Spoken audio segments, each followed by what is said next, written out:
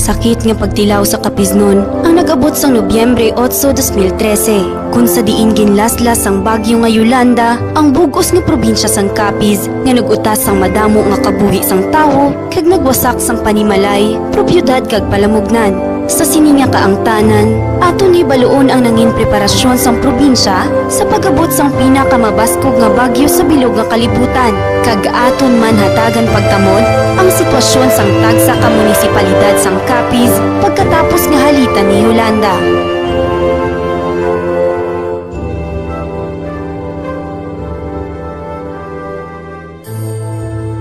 Ang bagyo nga Yolanda nga kilala sa tawag nga Typhoon Haiyan sa luwasang pungsod ang mayara sang 250 kilometro kada oras nga kabaskugon sang ini ang nakit-an 453 kilometro sa bahin sang Eastern Samar Nobyembre 7 suno sa datos sang Philippine Atmospheric Geophysical and Astronomical Services Administration o kun Pag-asa.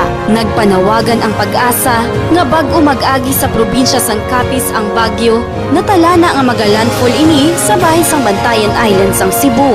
Bangod sini, gilayon nga nagpatawag si Governor Tangco sa emergency meeting sa tanan nga katapos ang Provincial Disaster Risk Reduction Management Council o kun PDRRMC kag Municipal Disaster Risk Reduction Management Officers sang Nobyembre 6. Ini agud mahibaloan kag mapreparahan sang tagsa kakabanwahanan kag kabarangayan ang pag-abot sang Typhoon Yolanda. Kadungan sang sininga adlaw, amuman ang pagtukod sang PDRRMC Operations Center sa talatapan sang Gobernador Kapitolyo Probinsyal para mabantayan ang dalagan sang bagyo pasulod sa probinsya sang Capiz.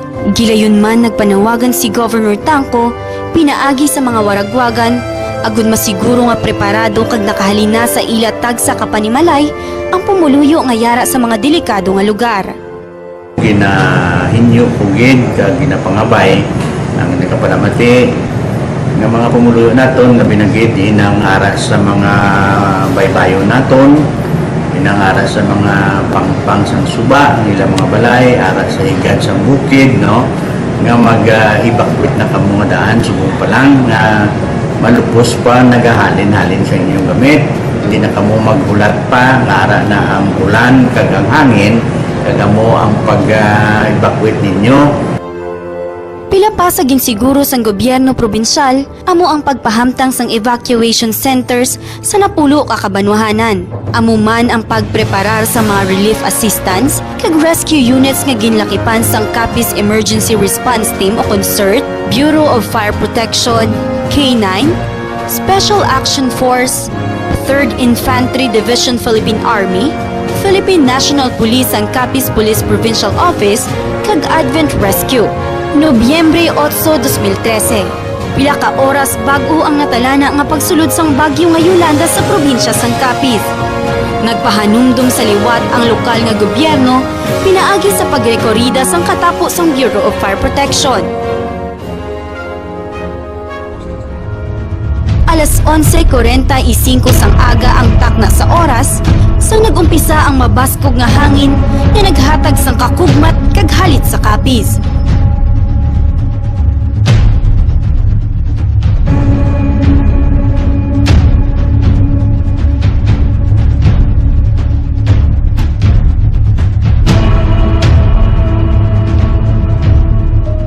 Matapos ang masobra sa 3 ka oras nga pagpanalasa sang bagyo nga Yolanda, nagbilin ini sang kalinong, kadulom, kag kasakit sa tagsa ka pamilya nga iya ginhalitan. Sa ano ni siya, no? Nasa 270 km/h, no? Ang muni siya kadasig, no? Kag ang muni siya kabaskog, no? Nga nagtupak sa aton sa probinsya sang Capiz.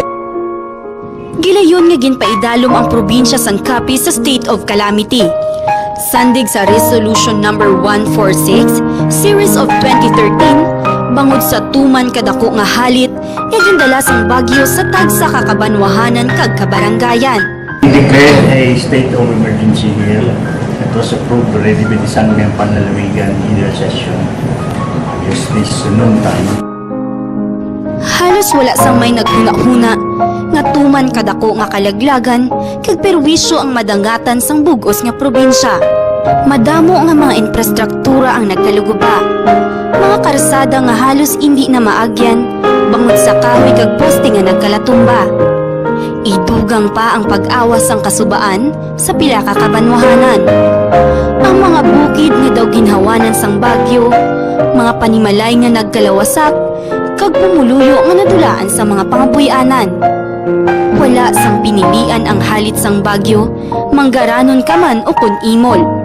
Pero lipod sa sininga katublagan, tuman kabakod ang balatyagon sang kapisnon, sa ila pagatubang sa kalalatan nga nag-agi sa ila nga kabuhi. Sa diin sa pihak sang sininga kalamidad, liwat nga magatindog ang kapisnon, bangod ululupot ang tanan sa pagpati nga sa likod sang kapaslawan, may isa ka kadalagan nga nagahulat para sa mainuswagon nga pastamlag. Kaya nagbalalik sila sa ilang mga lugar, kag ilang tanaw, yung pamulot nila, ilang mga nagkulubang nga balay, ang mga debris dira, at pagkatapos ilang yung balay-balay, kag may pirhan sila. Amo na niya, yung ang karakter sa Kapaseni. Very resilient. Gani nga atong battle cry is Tindog Kapis. Nobyembre 9. Bangod sa mga banwa nga mabudlay padalaan sang bulig, bangod sa apektado nga dalanon, ginumpisahan gilayon ang paghawan sa mga karsada sa bulig sang Armed Forces of the Philippines, kasubong man ang pagpadulong na sa mga rescue units sakay lamang sa motorsiklo. Ini para mahibaluan kung ano na ang sitwasyon sang pumuluyo. Sa siniman nga nadangatan sang probinsya, gilayon nga nagpanghatag sang relief assistance ang Provincial Social Welfare and Development Office sa Kabanwahanan. Nagpalabot man sang bulig ang madamo nga mga electric cooperative, humalinggikan sa iban nga probinsya para mas mapadasig ang pagbalik sang supply sang kuryente. Amuman ang Metro Rojas Water District nga nag-umpisa gilayon sang pagpangkayo sa mga nawasak nga tubo sang tubig. Nobyembre 11. Liwat nga nabatian sa kahanginan ang RMN DYVR Rojas, alas 3 sang hapon, kaupod si kasamang Jessie Liege Mendoza kag kasamang Joven Anisco para magdulong sa mga balita may kaangtanan sa bagyo. Nobyembre 17, nagpatigayon man sang test broadcast ang DYOW Bombo Radio Rojas, alas 4 sang hapon, pinaagi sa ilang nga FM station ang Star FM. Kag formal ini nga nagbalik sa kahanginan sang Nobyembre 18, alas 6 sang aga, kaupod si Bombo Melvin Galagate. Sa pihak sang naagyan nga trahedya, ang pagtuo kag pagsalig sang kapisnon sa mahal nga Dios ang wala na tublag. Sa baylo, ini ang hugot nga nagpabakod sa tagsa-tagsa para liwat nga magtindog. Sa karon, padayon sa gihapon ang bulig nga nagaalabutan sa Kapis, mga bulig humalin sa iban nga probinsya, kag iban pa nga mga pungsod nga voluntaryo nga nagahatag sang ilang nga tulid nga pag-ulikid sa tagsa ka pumuluyo.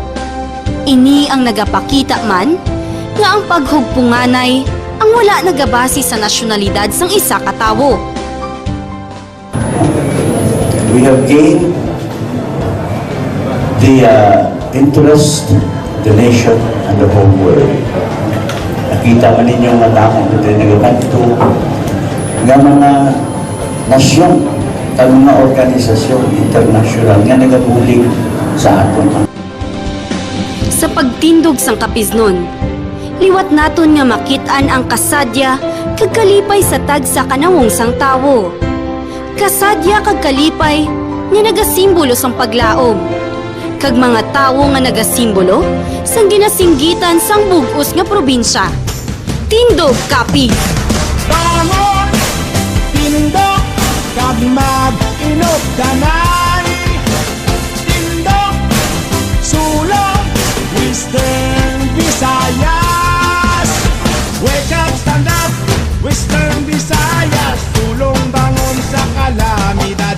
Magpinuli kay agon malampuasan ang nag-abot nga kahalitan. Whoa, whoa, whoa, whoa.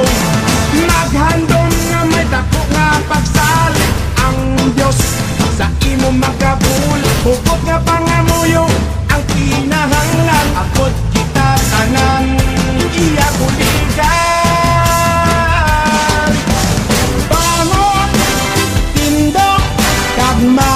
sinot, danay